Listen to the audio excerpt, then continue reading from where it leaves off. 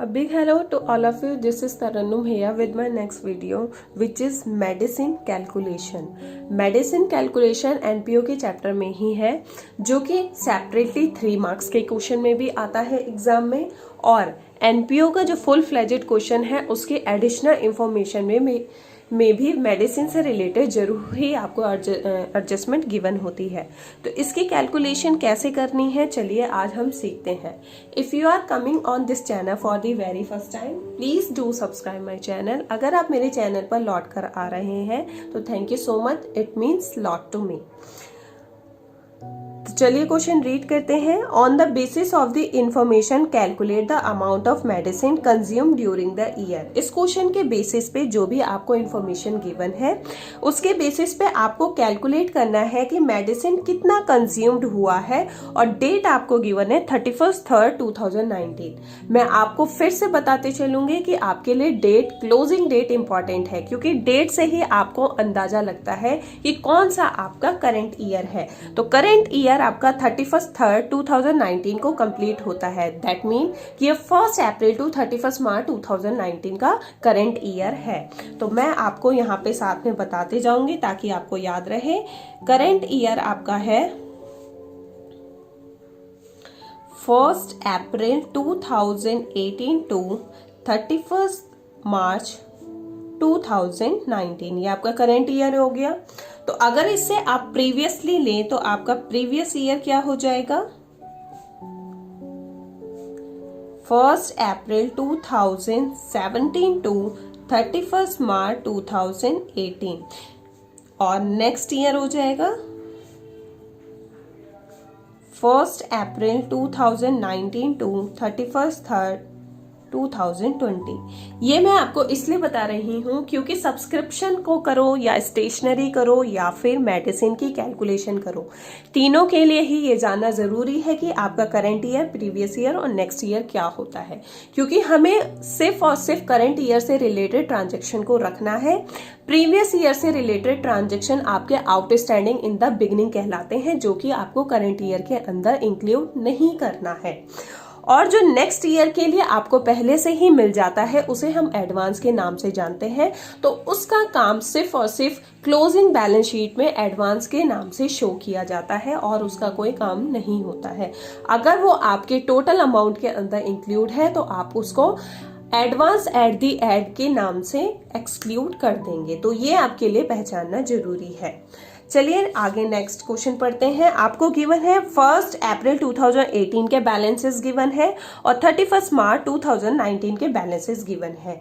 तो मैं क्या करूंगी कि ये सारे एक एक करके क्वेश्चन रीड भी करते जाऊंगी और साथ में कैलकुलेशन भी करते जाऊंगी ताकि आपको इजीली समझ में आ सके। सबसे पहले हमें क्या करना होता है, इस ईयर के अंदर amount paid for medicine during the year, जो भी अमाउंट हम मेडिसिन के लिए पे करते हैं वो आपके लिए एक्सपेंडिचर होता है। ठीक है, आपको याद रखना है, इसलिए इसकी पेमेंट की गई है। तो टोटल कितनी पेमेंट की गई है वो सबसे पहले आपको लिखना होता है, और वो भी कहाँ लिखना होता है, calculation of medicine during the year में लिखना होता है। और मैं फिर से आपको रिमाइंड कराना चाहूंगी कि ये जो भी काम हम कर रहे हैं calculation of medicine during the year, ये आपको वर्किंग नोट में करना है।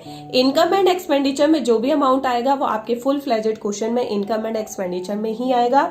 बैलेंस शीट का अमाउंट भी बैलेंस शीट में ही प्रॉपरली आएगा, बट ये जो हम मेडिसिन की कैलकुलेशन कर रहे हैं ये आपका वर्किंग नोट में जाएगा। तो चलिए स्टार्ट करते हैं। सबसे पहले मैंने आपको कहा आपको क्या लिखना है, amount paid for medicine during the year.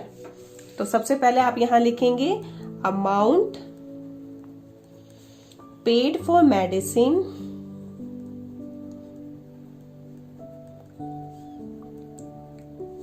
During the year.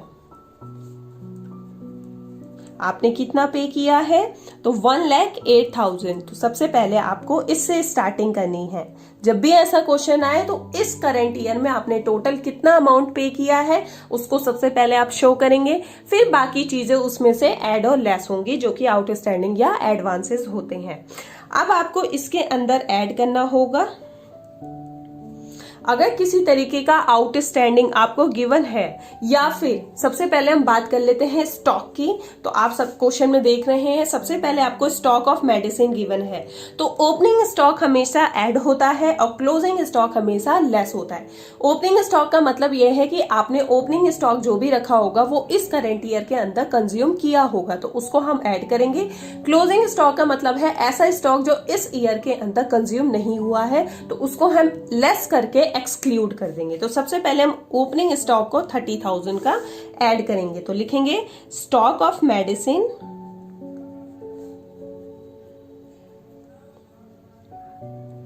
On 1 April,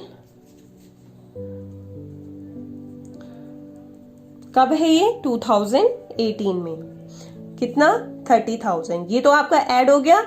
less आपको क्या करना है, stock of medicine at the end, ये करंट ईयर से रिलेटेड नहीं है, तो इसको आप लेस कर देंगे। Less stock of medicine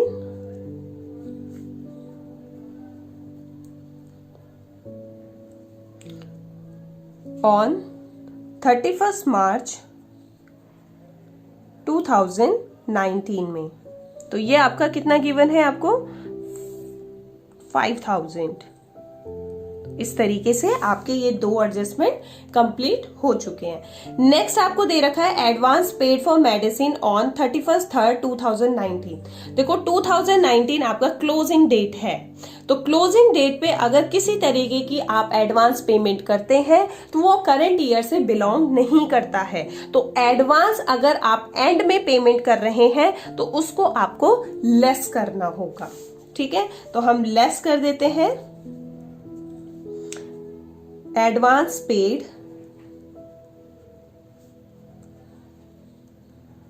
for medicine on 31/3/2019। क्योंकि ये एंड में है तो ये नेक्स्ट ईयर के लिए आपने पेमेंट करी है, तो करंट ईयर में इसको एक्सक्लूड किया जाएगा। तो एडवांस पेमेंट आपकी 13,000 की है। जिन चीजों को आप लेस करते हैं उन चीजों को आप ब्रैकेट्स में रखिए, तो ये लेस हो गया। अगर आपने एडवांस पेमेंट बिगिनिंग में की है तो वो करंट ईयर के लिए ही पेमेंट होगी। आप थोड़ा सा याद करें कि करंट ईयर में अगर आपने एडवांस पेमेंट बिगिनिंग में ही की है, दैट मीन कि वो इसी ईयर के कंप्लीशन के लिए ही है। तो इसलिए अगर आप बिगिनिंग में एडवांस पेमेंट करते हैं तो आप उसको लेस कर दीजिए, ऐड कर दीजिए, क्योंकि वो करंट ईयर से बिलोंग करता है। तो advance paid for medicine on 31/3/2018। देखो मैंने आपको बताया था कि 31/3/2018 आपका क्या है, प्रीवियस ईयर है। तो अगर आप प्रीवियस ईयर के एंड में पेमेंट कर रहे हैं तो दैट मीन कि वो नेक्स्ट ईयर की स्टार्टिंग में है। क्योंकि अगर आप 31/3/2018 में पे कर रहे हैं तो इसका मतलब क्या है, इसका मतलब यही है ना कि वो किसके लिए है, 1 अप्रैल 2018 के लिए। इन दोनों के बीच में सिर्फ 1 डे का गैप है, तो ठीक है, तो ये 1 अप्रैल 2018 के लिए ही है। ठीक है, नेक्स्ट आ जाते हैं, आपको गिवन है अब ये कितना पेमेंट की है आपने 2018 में, 2,000 की। ठीक है, उसके बाद है ये आप लिख चुके हैं। ठीक है, तो आपका क्या हुआ है, नेक्स्ट इन्होंने दे रखा है creditors for medicine. Creditors for medicine मतलब मैं जैसे जैसे चीजें आती जा रही हैं उस तरीके से करते जा रही हूँ। क्रेडिटर्स फॉर मेडिसिन, आप खुद थोड़ा सा सोचिए, जो क्रेडिटर्स करंट ईयर में क्रिएट हुए हैं वो करंट ईयर से बिलोंग करेंगे। यानी कि यहाँ पे आपको ओपनिंग के क्रेडिटर्स भी गिवन है और क्लोजिंग के क्रेडिटर्स भी गिवन है। तो जो ओपनिंग के क्रेडिटर्स होंगे वो प्रीवियस ईयर से रिलेटेड होंगे, तो आप उसको एक्सक्लूड कर देंगे। और जो करंट ईयर यानी कि एंड से रिलेटेड क्रेडिटर्स होंगे, इसका मतलब है कि इसी साल आपने उनको इसी साल उनसे आपने परचेज किया होगा मेडिसिन, तभी तो वो क्रेडिटर्स बने आपके एंड में। तो इसका मतलब वो करंट ईयर से बिलोंग करते हैं। तो एंड के क्रेडिटर्स को हम ऐड कर देंगे, एंड के क्रेडिटर्स को आप ऐड कर दो। Creditor for medicine on 31/3/2019। तो एंड के क्रेडिटर्स आपके कितने हैं? 13,000 की। तो 13,000 को आप ऐड कर देंगे,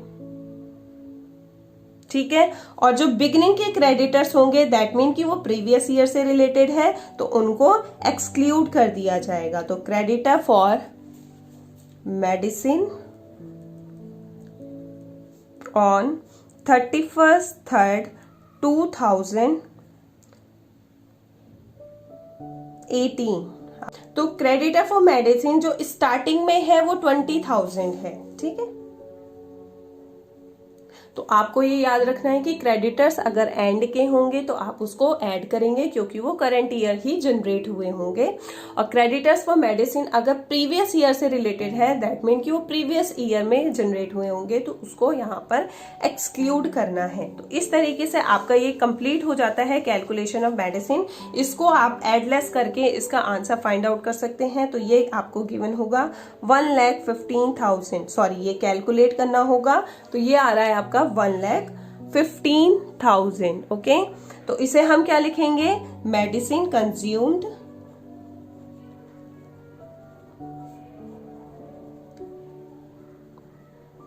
ड्यूरिंग द ईयर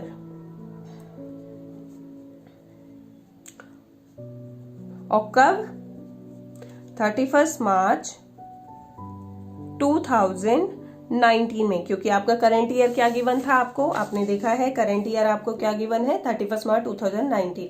अब ये जो भी हम इनकम एंड एक्सपेंडिचर अकाउंट या बैलेंस शीट बना रहे हैं ये कब बना रहे हैं हम? 31 मार्च 2019 ईयर के एंड में। तो इस तरीके से आपको पता चल गया कि आपने टोटल कितना मेडिसिन कंज्यूम किया है इस करंट ईयर के अंदर। अब ये जो आपका 1,15,000 आया है ये आपको कहाँ शो करना होगा? क्योंकि ये एक्सपेंडिचर है, तो एक्सपेंडिचर को हम हमेशा इनकम एंड एक्सपेंडिचर अकाउंट में एक्सपेंडिचर साइड शो करेंगे, यानी कि डेबिट साइड शो करेंगे, ठीक है। तो मैं इसको डेबिट साइड शो कर देती हूं किसके नाम से? टू मेडिसिन कंज्यूम्ड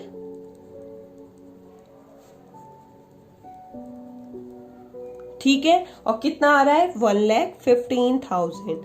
तो पहले क्या करना है आपको? वर्किंग नोट में जाके पहले ये कैलकुलेशन करनी है, टोटल निकालना है, उसके बाद उसे ट्रांसफर कर देना है इनकम एंड एक्सपेंडिचर अकाउंट में, ओके।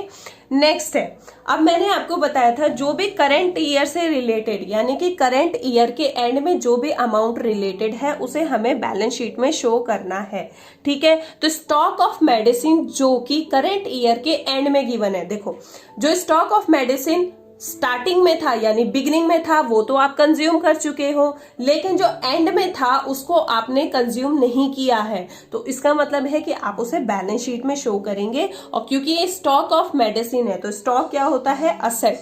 तो असेट को हम कहाँ शो करते हैं? असेट साइड में। तो हम यहाँ पे लिखेंगे इसे स्टॉक ऑफ मेडिसिन।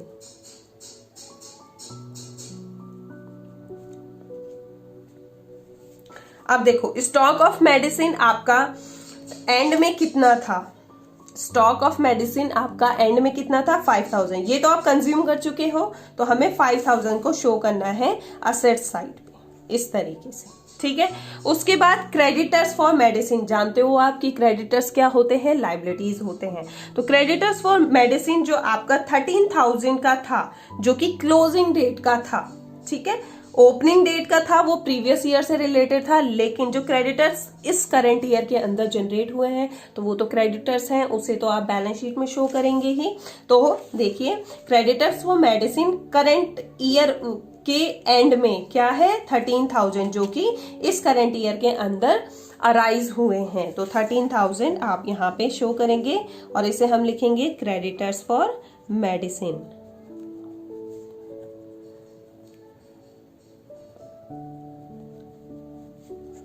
इस तरीके से। उसके बाद आपको एडवांस में मिला है, तो देखो एडवांस क्या है? एडवांस हमें क्या होता है, हम हमेशा से सीखते आ रहे हैं कि एडवांस को हम असेट कहते हैं। तो अगर आपको मेडिसिन के लिए एडवांस रिसीव हुआ है तो यानी कि वो क्या है? असेट्स है। तो अब कौन सा वाला एडवांस? देखो जो प्रीवियस ईयर के लिए एडवांस मिला था यानी कि वो करंट ईयर के लिए मिला था तो वो तो आप यूज कर लेंगे, लेकिन जो करंट ईयर के एंड में मिला था यानी कि वो नेक्स्ट ईयर के लिए मिला है तभी तो वो एडवांस कहला रहा है, ठीक है।